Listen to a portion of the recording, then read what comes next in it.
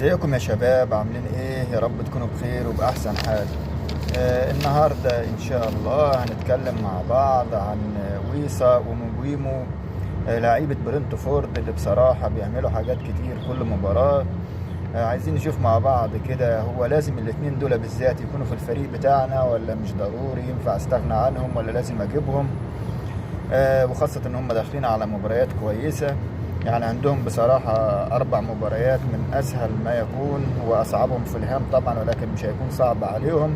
هيقابلوا فولهام، بعد فولهام عندهم بورنموث، بعد بورنموث إيفرتون، بعد إيفرتون عندهم ليستر سيتي. فيلا كده نشوف إحصائياتهم الأول مع بعض، وبعد كده نتكلم. زي ما انتم شايفين كده في الصورة اللي قدامكم، مبويمو وويسا لحد دلوقتي يعني في خلال ال9 مباريات. تعال نشوفهم عملوا ايه. اول مباراة زي ما انتم شايفين يعني لعبوا امام كريستال بالاس.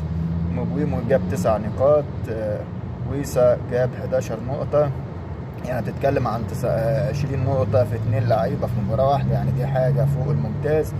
لما يكون عندك 2 لعيبة يجيبوا لك 20 نقطة في مباراة واحدة، دي حاجة كويسة طبعا. لعبوا امام ليفربول. مبويمو طلع بنقطة واحدة علشان حصل على انذار، ويسا طلع نقطتين. يعني هما الاتنين ما عملوش حاجة خالص. المباراة الثالثة قابلوا يعني تقابلوا مع ساوثهامبتون. زي ما انتم شايفين مبويمو جاب 14 نقطة، وويسا جاب 8 نقاط، يعني بمجموع 22 نقطة. يعني ما شاء الله ماشيين في العشرينات. فدي زي ما بقول لك، لما يكون عندك 2 لعيبة تضمن ان هم يعني اغلب المباريات يجيبوا لك 22 نقطة 20 نقطة، دي حاجة كويسة، واحيانا بيعدوا اكتر من كده. الغريبة كمان ان انتوا لو بصيتوا معايا كده في الاحصائية اللي قدامكم هتلاقيهم يعني سبحان الله، يا اما هما الاتنين بيعملوا مع بعض في نفس المباراة حاجة، او ما بيعملوش خالص. ولما بيعملوا زي بعض. يعني شوف اول مباراة 9 نقاط 11 نقطة، يعني كل واحد فيهم عامل دبل اسيست مع هدف، كل واحد عمل اسيست وهدف. تاني مباراة هما الاتنين ما عملوش. تالت مباراة امام ساوثهامبتون هما الاتنين عملوا زي ما قلنا، مبويمو 14 ويسا 8. بعد كده تقابلوا مع السيتي، مان سيتي زي ما انت شايف كده، مبويمو نقطتين ويسا 7. هما الاثنين بمجموع 9 نقاط الى حد ما كويسة لما تحصل على 9 نقاط من 2 لعيبة زي دول امام فريق زي مان سيتي. بعد كده تقابل مع توتنهام، مبويمو 8 نقاط. طبعا ويسا كان في عنده اصابة، يعتبر غاب 4 مباريات. لما تقابلوا مع توتنهام زي ما انت شايف مبويمو قدر يجيب 8 نقاط، ويسا الراجل ما حصلش على حاجة عشان كان غايب. ثم ويست هام مبويمو 9 نقاط ما شاء الله. تاني مباراة على التوالي، المباراة اللي قبلها 8 مع توتنهام، وادي 9 مع ويست هام. ثم بعد كده ويلفرهامبتون مبويمو 8 نقاط. يعني 3 مباريات الراجل بيعمل حاجة، ودي حاجة نادرا ما تشوفها من لاعب خط وسط. ويسا ال3 مباريات دول كان الراجل عنده إصابة ما لعبش.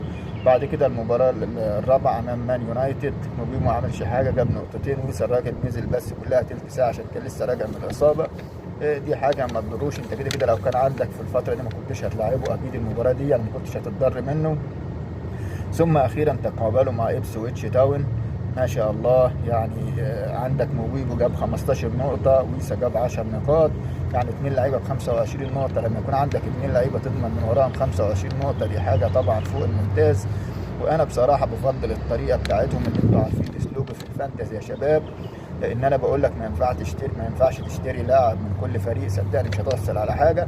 لازم تجيب الفردتين مع بعض، يعني يا اما تجيب مثلا يا فردتين يا 3. انا بفضل الثلاثيات، ولكن طبعا كلنا عارفين ان فريق برنتفورد ما فيهوش غير 2 بس، مبويمو وويسا. انا مش شايف اللاعب الثالث. يعني زمان كان معاهم لاعب ثالث طبعا اللي هو ايفان توني. فبصراحه فريق زي برنتفورد لو في ايفان توني، يعني راجل كان جاهز زي زمان. كلنا عارفين طبعا ايفان توني وقوة ايفان توني. الراجل كان كل مباراة ما شاء الله برضه بيطلع ب9 10 نقاط.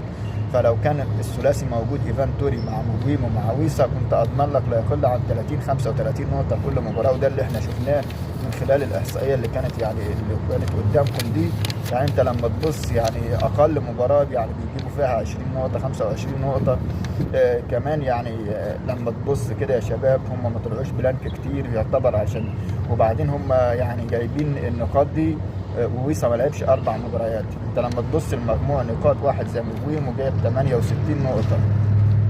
لكن لما تيجي تبص على واحد زي ويسا جاب 39 نقطه بس، لان الراجل زي ما بقول لكم 4 مباريات ما لعبش، فدي حاجه اثرت عليه. مجموع الاثنين مع بعض جايبين 107 نقطه. 107 نقطه لما تقسمهم على الاثنين يعني هم كل واحد فيهم يعتبر جايب 54 نقطه. 54 نقطة على ال9 مباريات اللي لعبوها، يعني 54 على ال9 يعتبر كل واحد جايب 6 نقاط.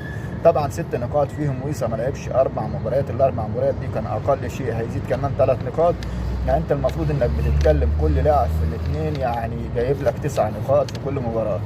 انا لما يكون عندي 2 لعيبة كل مباراة هيجيب لي 9 نقاط، يعني اللاعب فيهم هيجيب لي 9 نقاط، انا مش عايز اكتر من كده. انتوا ديكوا شايفين اغلب اللعيبه عندكم بتطلع بنقطه واحده، وفي اللي ما بيطلعش بنقاط، وفي اللي بيطلع بنقطتين، واللي بيشد حلو بيطلع ب3. فين وفين لما بنلاقي واحد مثلا في خط النص بيتألق.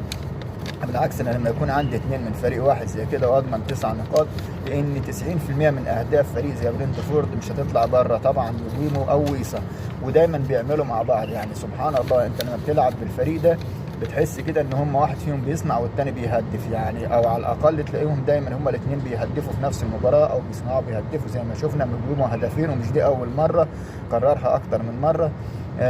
كررها عملها قبل كده طبعا زي ما انتم شايفين امام ساوثهامبتون لما احرز هدفين، واديك عملها تاني امام ابسويتش تاون برضو احرز هدفين، ويسا قبل كده برضو احرز هدفين. فالفريق ده بصراحه لازم تعتمد عليه ولازم تركز عليه، وزي ما بقول لك انت كده هتضمن من وراهم كل واحد 9 نقاط كل جوله، ودي حاجه كويسه. لازم يكونوا معاك في الفريق، ما ينفعش تستغنى عنهم. انا بصراحه راهنت عليهم من الجوله اللي فاتت وجبتهم معايا، والحمد لله جابوا لي يعني لحد دلوقتي 25 نقطة، ودي حاجة كويسة. وانا بصراحة كان عيني على موبيبو، كنت هعمله كابتن، والاخر يعني الاخر فترة ترددت وعملت هالاند وندمت.